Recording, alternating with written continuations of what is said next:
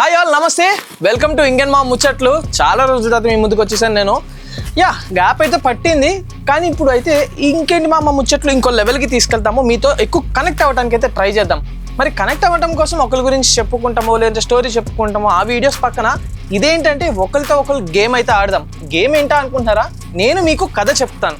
ఆ కథ ఏ సినిమాలోది, ఆ హీరో ఎవరు అనేది మీరు కామెంట్ సెక్షన్లో చెప్పేశారు అనుకోండి.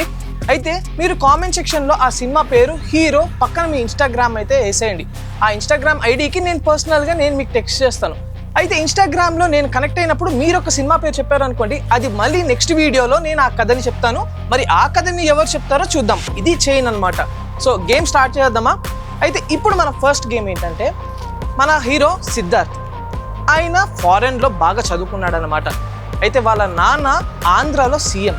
ఉన్నట్టుండి వాళ్ళ నాన్న హెల్త్ బాగోకపోవడంతో సిద్ధార్థ్ ఇండియాకి దిగాల్సి వచ్చింది. మరి సీఎం సీట్లో ఎవరా నెక్స్ట్ అని అందరూ ఆతృతగా వెయిట్ చేస్తూ ఉన్నప్పుడు సిద్ధార్థ్కి ఇంట్రెస్ట్ లేదు పాలిటిక్స్. కానీ సిద్ధార్థ్ క్యారెక్టర్ని ఏం చేశారు, అందరూ సపోర్ట్ చేసి సీఎంగా నుంచోపెట్టారు. సిద్ధార్థ్కి ఒకటే టార్గెట్, సిస్టమ్ని ఎలాగైనా మార్చాలి అని, ఈ కరప్టెడ్ సిస్టమ్ని ఎలాగైనా మార్చాలి అని.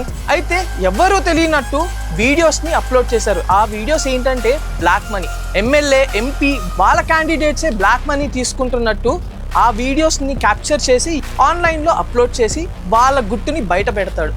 ఇది తెలిసిన అందరూ సిద్ధార్థ్ని సీఎం సీట్లోంచి కిందకి దింపేస్తారు. మరి సిద్ధార్థ్ వెళ్ళిపోతాడా యూఎస్ కంటే? వెళ్ళడు. మళ్ళీ జనాల మధ్యలోకి వెళ్ళి జనాల్ని కలిసి జనాల్ని పోగేసుకొని వెనకాల జనాలు ఉండేలాగా వాళ్ళకి మంచి చేసి మళ్ళీ సీఎం అవుతారు. సో ఈ సినిమా ఏంటో మీరు కనుక గెస్ చేస్తే కామెంట్ సెక్షన్లో మీ ఇన్స్టాగ్రామ్ని ట్యాగ్ చేసి చెప్పండి. నేను మీతో కాంటాక్ట్ అవుతాను. అండ్ మీరు చెప్పిన సినిమా టైటిల్ని, ఆ స్టోరీని నెక్స్ట్ వీడియోలో నేను చెప్తాను.